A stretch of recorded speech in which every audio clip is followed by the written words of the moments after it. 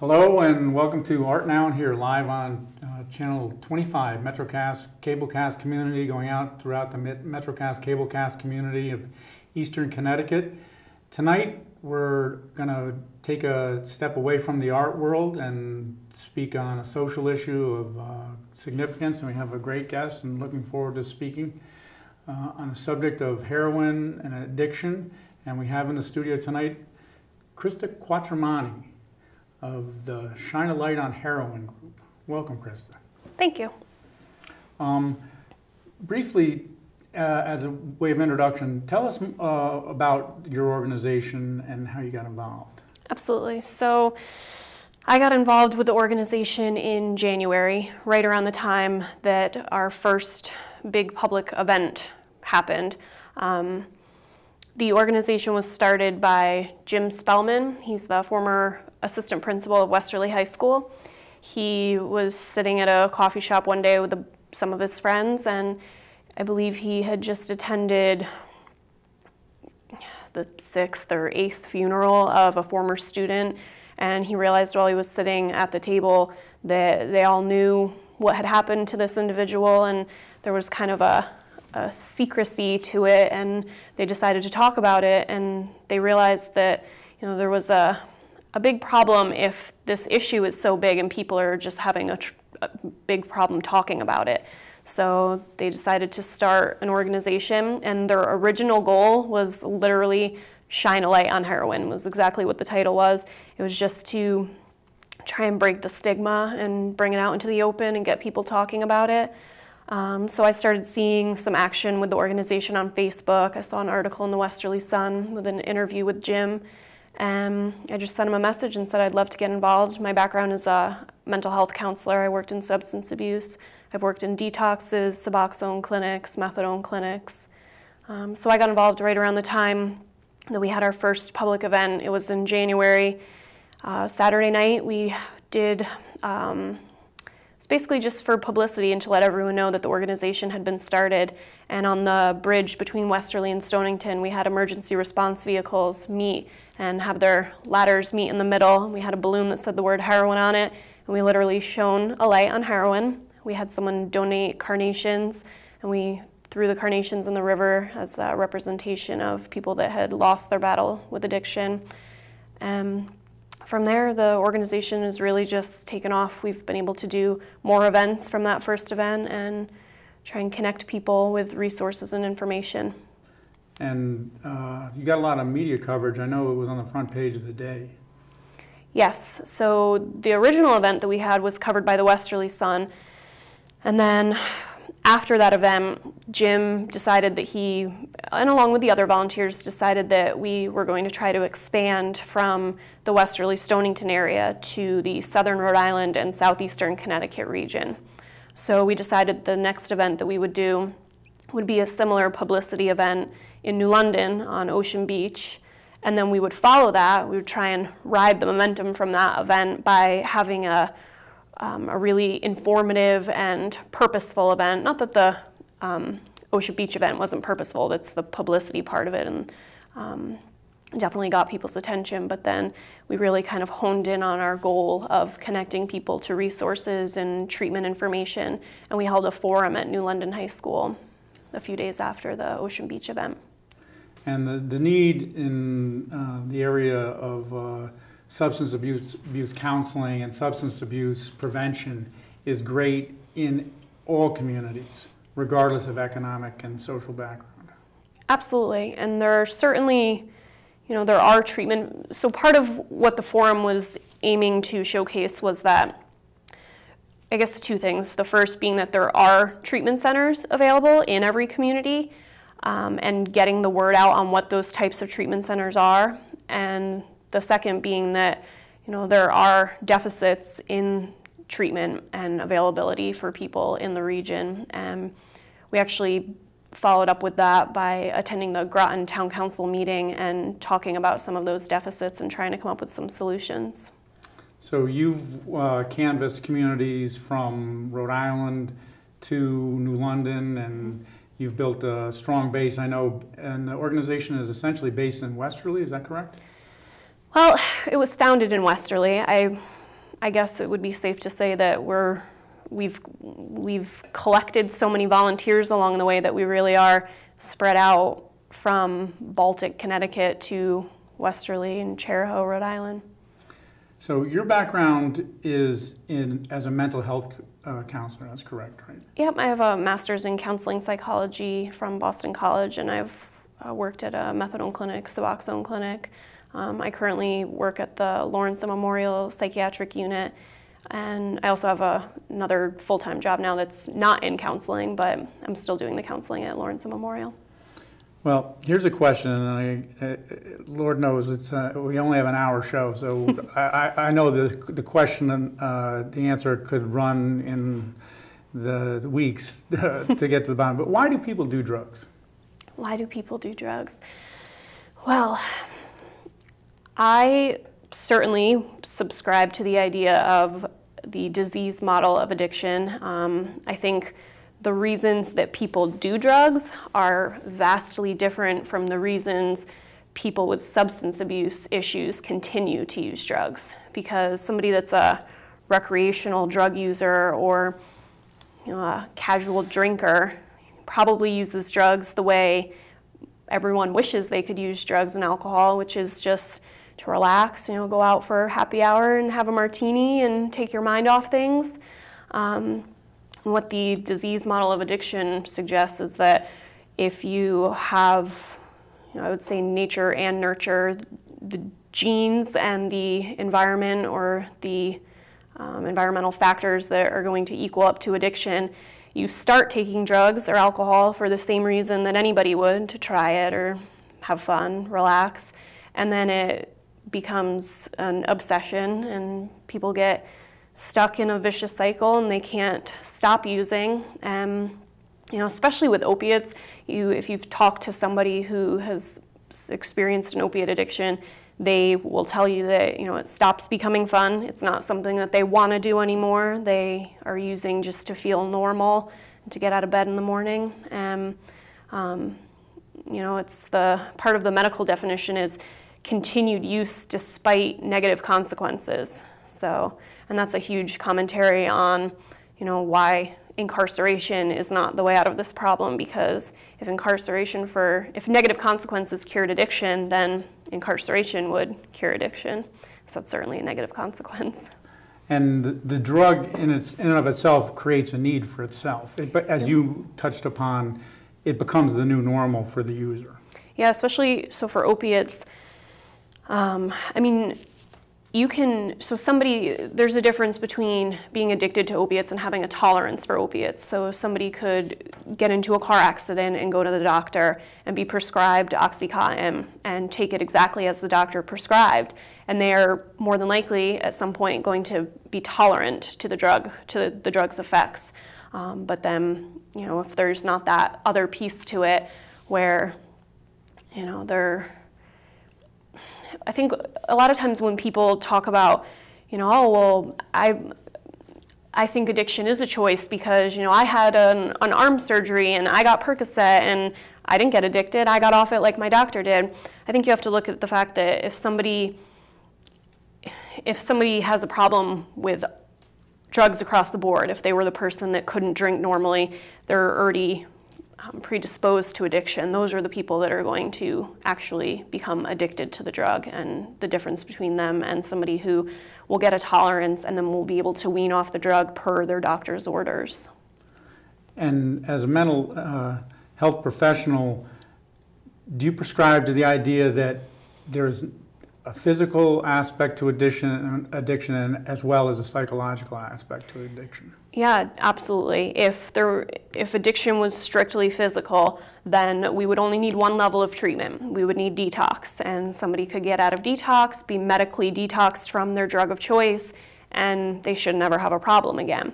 But as we've seen, if anybody that has a loved one or a friend that has an addiction issue, detox is step one of the problem.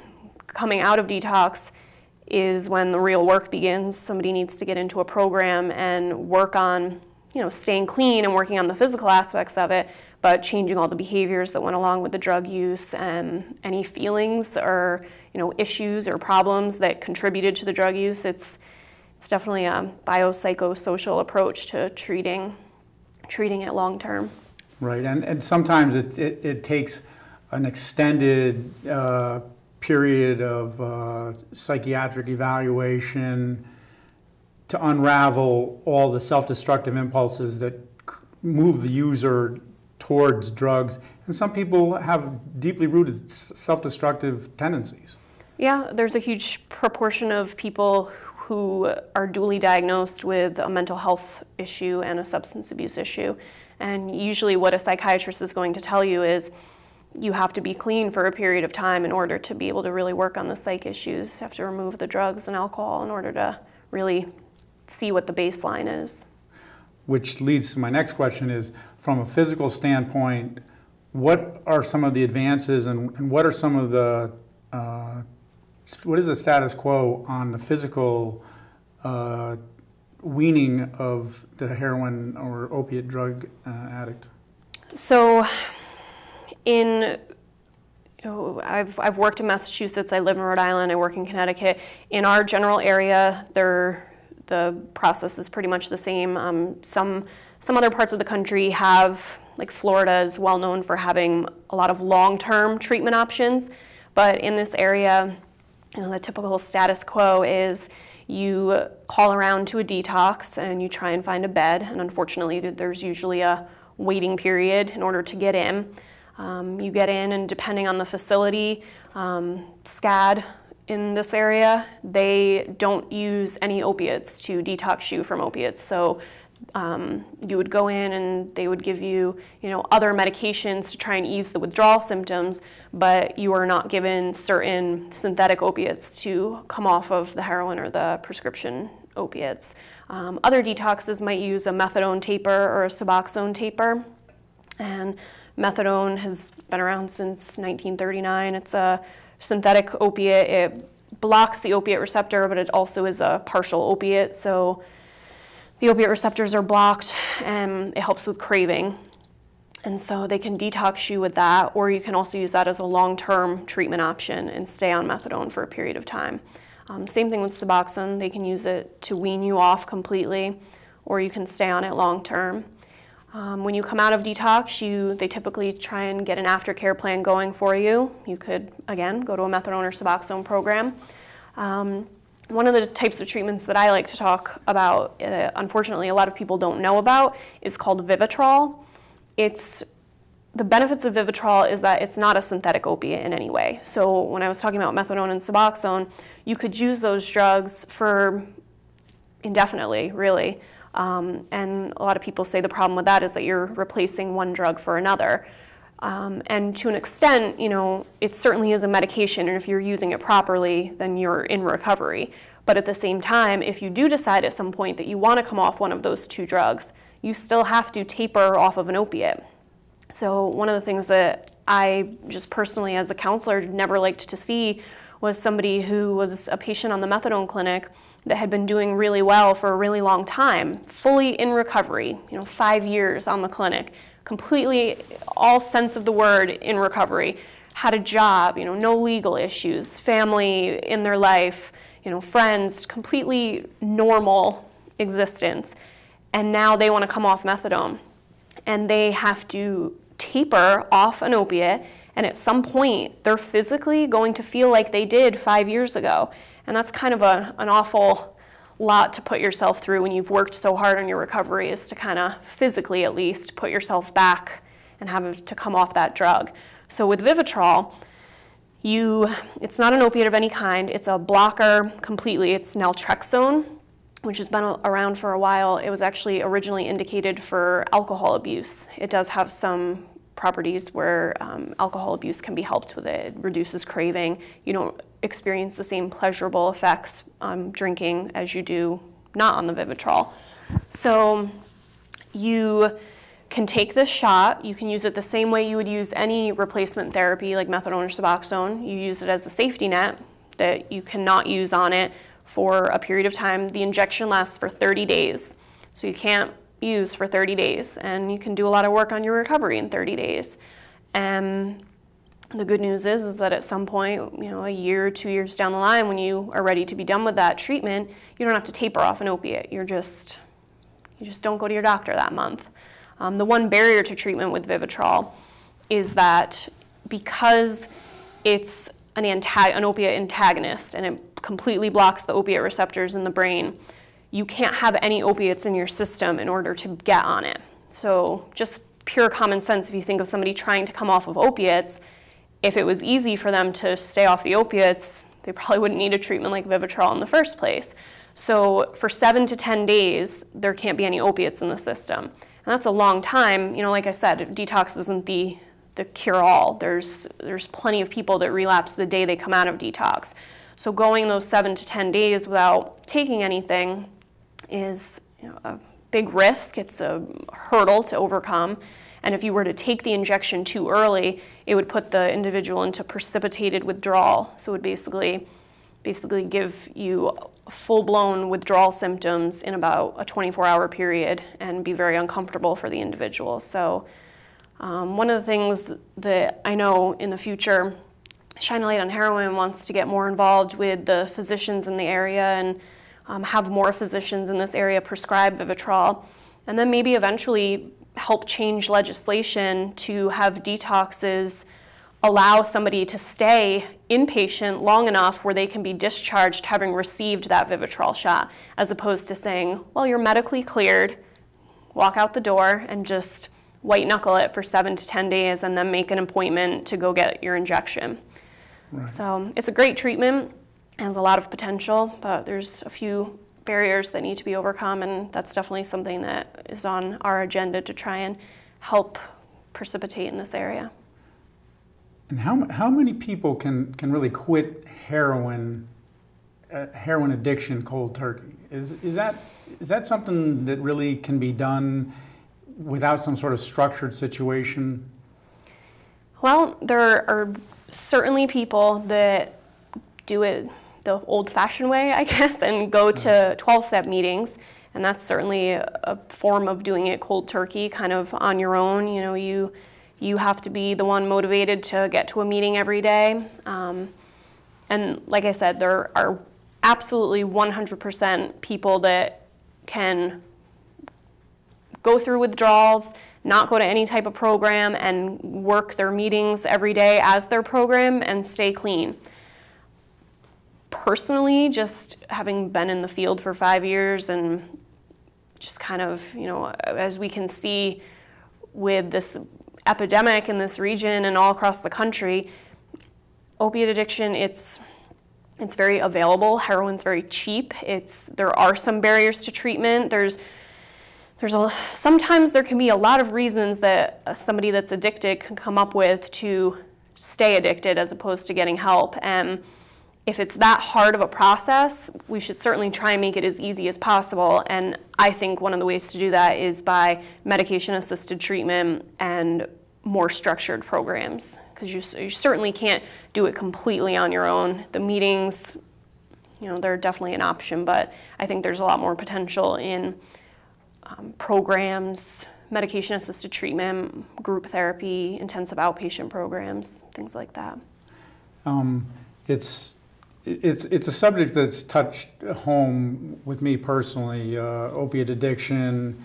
My cousin's oldest son passed away overdose on Oxycontin, which is a prescription drug that's abused widely in society. And unfortunately, he was never able to get the help that he needed. And so many people have passed away from needlessly, where help is available. How do we as a society improve the mechanism by which the addict can get help?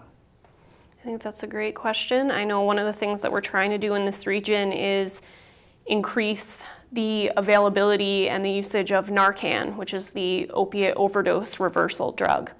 So police forces are starting to carry Narcan. It's becoming more available at pharmacies. I know in Rhode Island, I still have to catch up on the Connecticut laws right now because I believe they're not as progressive as Rhode Island. But in Rhode Island, at Walgreens and CVS, you can walk in and without a prescription purchase Narcan.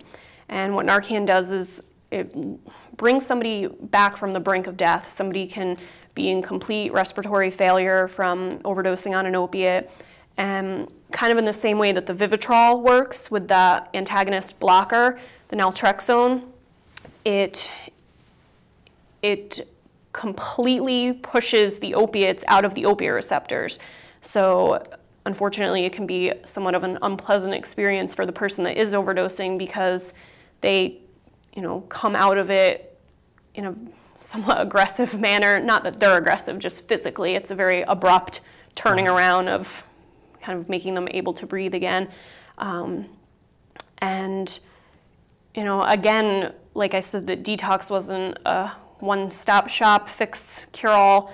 The Narcan is just a way to keep people alive and give them an opportunity to get the treatment that they need. So, on one hand, it's part of a big puzzle. It's one piece of that puzzle to get somebody on the road to treatment and on the path to recovery.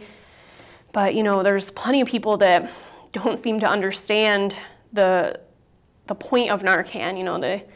The people, you can see it in comments on the internet or just people that don't have the knowledge that say, why do we want to, somebody's doing this to themselves. They're, choosing to take this drug and we're going to spend taxpayers' dollars to staff our police departments with Narcan.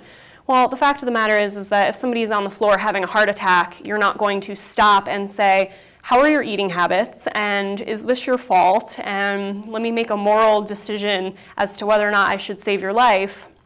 And so many fabulous, wonderful people in recovery have, at one point not been in recovery and needed something like Narcan to get on the right path. And, I certainly think that we should try and make it as widely available as possible.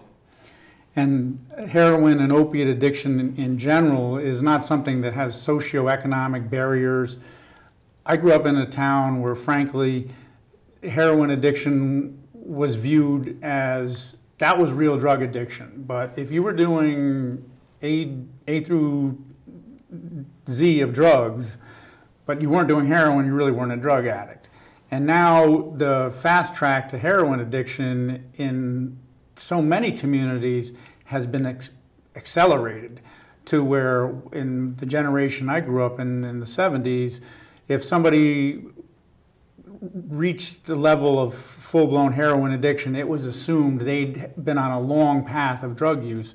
Whereas today in society, very early in the lives of young people, they're exposed to heroin and in a very pure, powerful form. Absolutely. We actually had, so our whole organization is based on the power of volunteers, and we have kind of gotten into a routine where we try and have weekly meetings. We had a meeting last night to discuss our immediate future agenda and what our next goals are going to be. And we want to try and get more involved in the school systems and maybe be able, especially in schools that maybe don't incorporate DARE anymore or really have any formal drug education or prevention.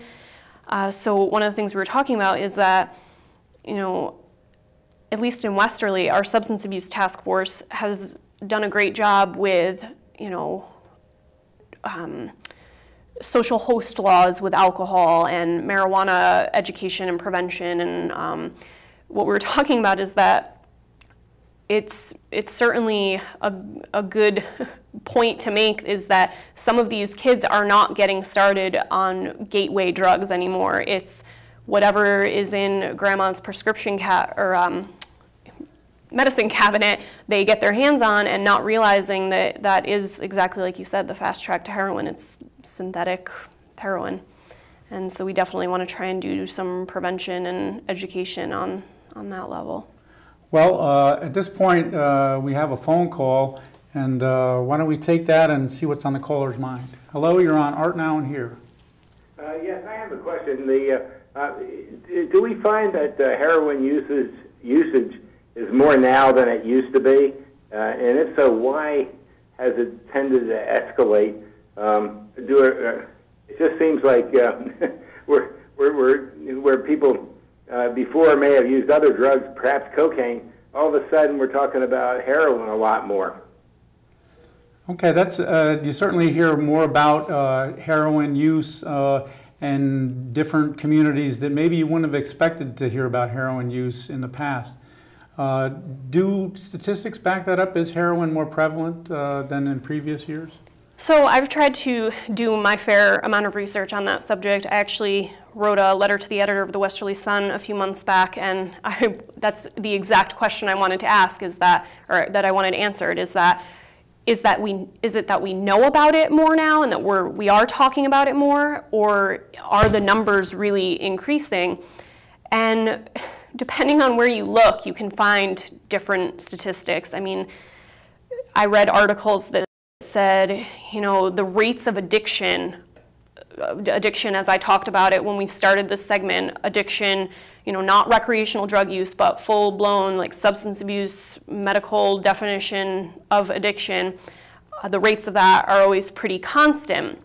And that with things like the prescription drug crackdown that happened a few years ago where these pill mills in Florida, and those were shut down. And a lot of states in this country now use prescription monitoring programs where doctors can see where their patients are getting opiate prescriptions from and stop that in their tracks.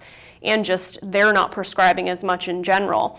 So even if you assume that the rates of addiction are staying the same, I would say that because of the prescription drug crackdown and because of it being more available, and heroin being cheaper, that maybe there are more people using heroin as their drug of choice. Are you saying that heroin is cheaper than cocaine, for example? I was saying that heroin was cheaper than prescription drugs. I'm not. I mean, we have, as part of our volunteer organization, we have police officers from New London and people from that collect statistics for the state of Connecticut. So that's certainly something that we could look into and post a more concrete number on. I'm not necessarily sure if heroin is cheaper than cocaine. I do know I've read articles in the New York Times that say there are these not cartels, but like rings and setups of dealers where they will literally deliver to an addict's house, and they're selling baggies in a much smaller, so like before it would have been, a $40 bag, now they'll sell them as small as a $5 bag. So that obviously greatly increases the availability that people can spend their money on. And do you find that addicts would prefer heroin to cocaine, or is it just a different group of people doing different drugs? I have read certain things that, again, talking about addiction as a medical issue, that part of the nature versus nurture, the nature part of that, the genetic piece to that, is that some individuals, their brains are lacking in serotonin versus dopamine, so that might account for some of the differences in drugs of choice that we're seeing, or it could just be something as simple as personal taste. I'm not entirely sure. Well, thank you very much. I appreciate your answers. Of course. Thank you for calling. Yeah, thank you so much for calling Art Now and Here, and I appreciate the input. Obviously, cocaine and heroin are different classes of drugs. One is a depressant, the other is a stimulant. And that, to some extent, dictates the drug of choice for whatever the user or addict is interested in achieving. And there are abundant evidence of users that combine the two in what's called commonly a speedball, and that was the recipe that led to the overdose of John Belushi, for one. He was combining heroin with an addiction to cocaine, and suffice to say, it's like taking your body and as a car going through the gears pretty quickly. Absolutely. And we were talking about that before we started this show. We were talking about the different risks in overdosing, and I think one of the things we've seen in this region is that, unfortunately, for whatever reason, dealers are cutting heroin with fentanyl, which is a fast track to overdosing and a pretty slim chance of even a first responder getting to you with Narcan in time. And another huge risk is people that are making the decision to go to detox or long-term residential or even a 30-day rehab, coming out and not having the proper aftercare and the proper follow-up treatment and relapsing and unfortunately not having the same tolerance and trying to use the same amount. So that's a big risk as well, and a good argument for having follow-up care and treatment across the board. And then there's the worst case scenario for the heroin user, which is what's called a hot shot, which is combining heroin with something that is a lethal drug. And suffice to say, the drug addict opens themselves to all sorts of different scenarios, and most of them are not really in their long-term best interests. Mm-hmm.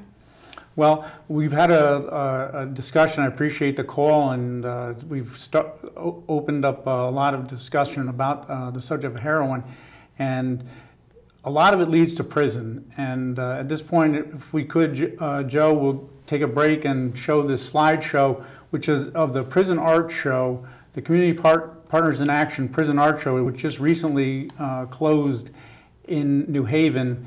And suffice to say, the two subjects of heroin and prison are very closely aligned. So let's take a break from the discussion and take a look at the 2015 Prison Art Show, Community Partners in Action show, which just closed at the John Slade Ely House on Trumbull Street in New Haven.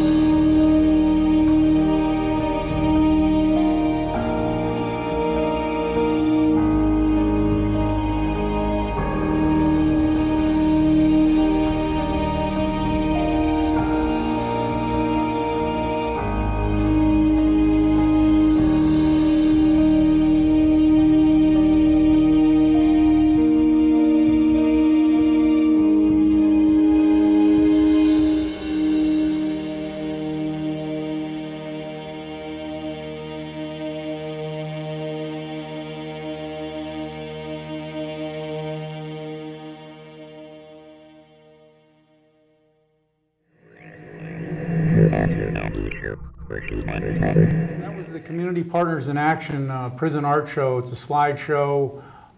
If you want to check that out, that's on the Art Now and Here YouTube channel. Jeff Green is the program manager for the Community Partners in Action Prison Arts program, and he's a friend of mine and somebody who works tirelessly on the subject of prison art and advocating the arts and humanities in the correctional system, and looking forward to just posted that, matter of fact, on YouTube, and looking forward to getting that out there and hopefully raise some awareness for the Community Partners in Action Prison Arts program. And that was the John Slade Ely House on 51 Trumbull Street, exit 3 off 91. The exhibition just closed. And if you're able to get to the Community Partners in Action Prison Arts program, which is an annual exhibition, usually held in Hartford, Bridgeport, or New Haven. Hopefully we get it to bring it to New London one year. Well worth checking out. And I think it ties into the subject of heroin and heroin addiction pretty closely, because so many people get on the path that leads them to prison, and either directly or indirectly, that path involves addiction, and many times heroin addiction. Yeah, absolutely, and I think that is a great segment into something that I definitely wanted to touch base on tonight. Have you by any chance heard of the initiative going on in Gloucester, Massachusetts with their police department? They are having what they're calling an ANGEL program, and the basis for the program is that anyone struggling with substance abuse, with opiate addiction, can come to the police station and ask for help. They can bring their paraphernalia, they can bring their drugs when they're ready for help, no matter what stage. If they're still using, they can just come turn all that stuff in, and they will not be arrested. They will be brought by a police officer to an emergency room, and at that point, an ANGEL, which is a volunteer in recovery, is going to basically switch off with the police officer, take their spot, and help the individual get into treatment and formulate a plan as to how they're going to go forward and start to get help for this problem. So Shine a Light on Heroin as an organization, one of our members is on the Groton Town Council. So we were all impressed by this initiative in Gloucester, and he wanted to bring it up at a Groton Town Council meeting. So they put it on the agenda, and Shine a Light on Heroin was invited to come and speak. And we talked about the benefits that could have for the town of Groton by adopting a similar initiative. And as of last night, update on where we're at with that is that the members of the Groton Town Council are going to be traveling to Gloucester and learning how to put this initiative into practice. And it would be really great to start to do it in Groton and have it roll over into other towns and cities and roll over to Rhode Island. Yeah, it would just, that could hopefully, it's not foolproof. It's not necessarily a one-stop shop that somebody comes in and is on the path and they're not going to have any bumps along the road, but it is such a huge start, and it would just put a huge kink in the gears of having it just be addiction rolling right into, you know, incarceration or on the path to prison, can definitely stop that and put another spin on it, and people can have the opportunity to get the help that they need. Absolutely, and it makes perfect sense. We have amnesty programs for handguns. Why not an amnesty program for drug addicts so that they can clean the paraphernalia out of their house, which is certainly a good step towards cleaning themselves up. Yeah, absolutely. So we're definitely excited to see where that's gonna go, and hopefully, you know, we'll be able to copy their program here in Connecticut. Well, it's really great. It's been a great show. I really appreciate talking to you. Let's talk about, and I want to thank, at this point, I want to thank Gino DeMeo. He was the person who contacted me, and your organization was involved with Sound Community Services, which is a really progressive social service agency helping people in various states of transition. Tell us about your partnership with Sound. Yeah, so when Jim and the Westerly and Stonington volunteers of SALO decided after our first event that we wanted to expand to Southern Rhode Island and Southeastern Connecticut, Jim, you know, fortunately knew a lot of really great people and just kind of put it out there that we were looking to expand, and anybody that was interested. He literally just threw it out there as, anyone who's interested, we're going to meet at Starbucks. And the people that showed up were just such wonderful people, and from that first meeting, we got put in contact with Gino and the Sound Community Services Agency, and they've just been such a great help to us. You know, it was through their agency that we were able to put on the Ocean Beach event, the public community kickoff, well, we called it, and the public education forum at the New London High School. Their access program volunteered, their clients volunteered to help us put these wonderful resource folders together that we gave away at the forum. We had everything from an opiate overdose toolkit to information from the Partnership for Drug-Free Kids for parents talking to their children about addiction. We had, we included a serenity prayer for the 12-step meeting shout out. We had a suggested reading list, and then one really great thing that we were able to do through SAMHSA, the Substance Abuse and Mental Health Services Administration, was include every listed facility in Rhode Island and Connecticut that's on the SAMHSA website as every treatment option for the two states.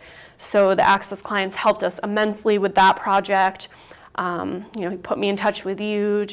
They've been wonderful. We've had a lot of opportunities because of our alliance with them. We also have a great alliance with Lawrence Memorial Hospital. Bill Stanley, the director of communications there, is a member of our organization.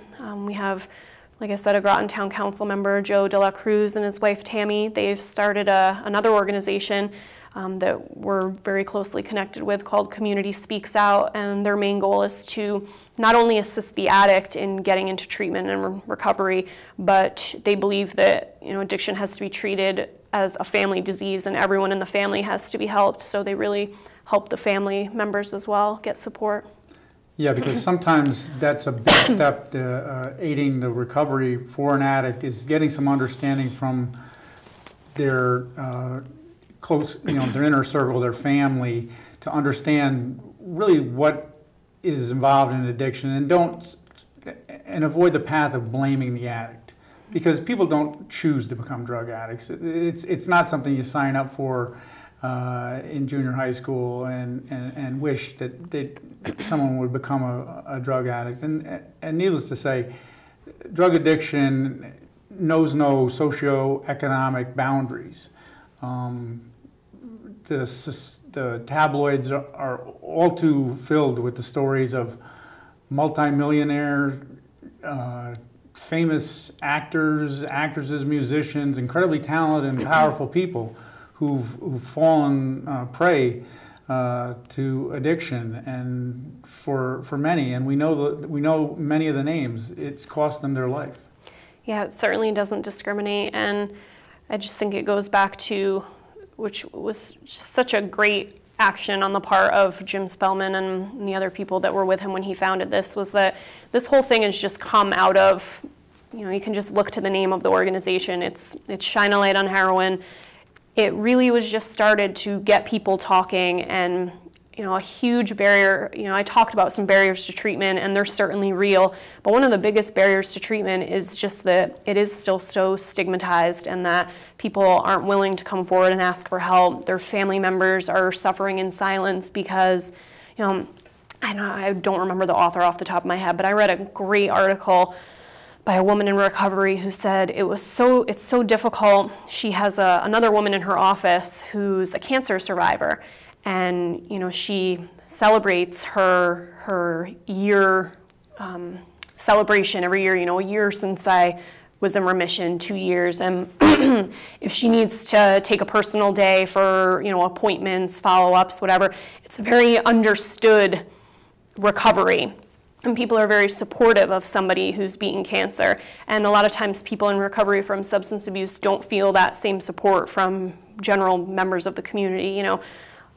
Even the concept of Alcoholics Anonymous is that you stay anonymous. You don't go into your office and say, I got my 1-year chip for being clean for a year. I mean, you could, but people probably, at least now, because it's not something that people do all the time, they're gonna look at you a little funny. And we really want to change that, and at least get it out in the open and have people better able to get the help that they need. Right, and addiction is a disease, and it's a disease in every way, shape, or form of the word. It can kill you every bit as much as diabetes, cancer, heart disease can kill you. Addiction certainly is well documented. It has had fatal consequences for so many people. Absolutely.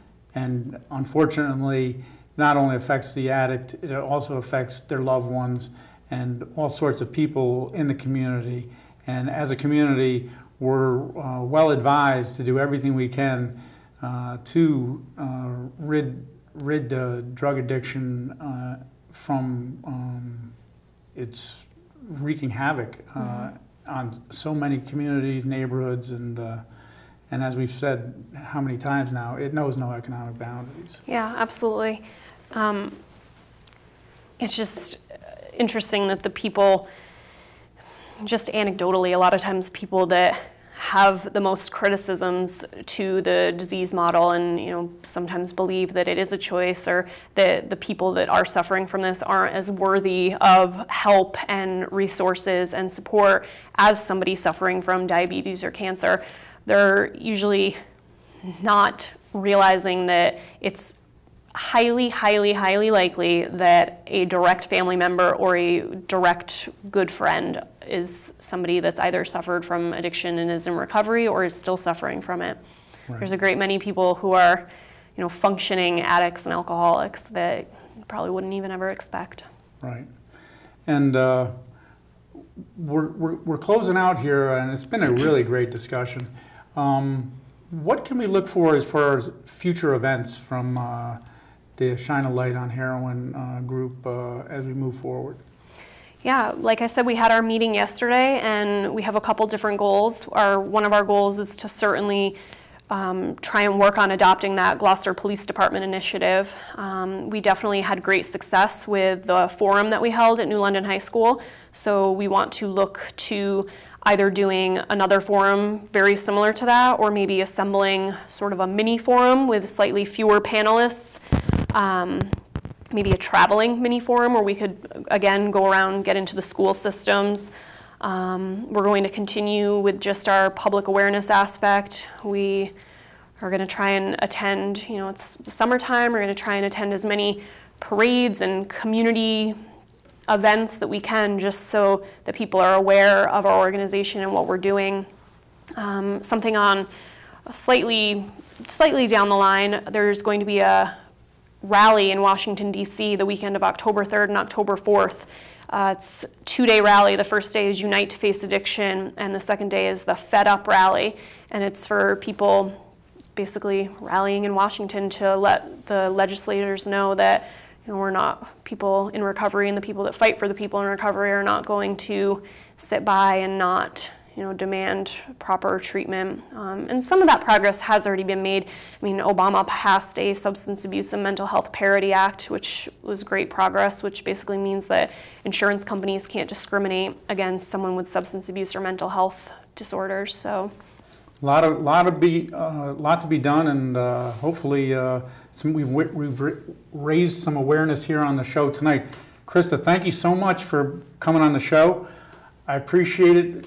Facebook, shine a light on heroin. Mm-hmm. Check it out. I want to thank Gino DeMeo, everybody at Sound, the Access Center. I want to thank Joe, Reggie, Mary Jane, MetroCast, everybody throughout the MetroCast, Cablecast community. Appreciate it if you tuned in tonight. Look forward to it. We're going to run this show back, so if you want to catch up on any of the details you may have missed, we're going to make that available. You can also check it out on MetroCast on demand. We're running short on time. I just want to say thanks again, Christa. I appreciate it so much you coming down here. And with that, this is Art Now and Here, over and out.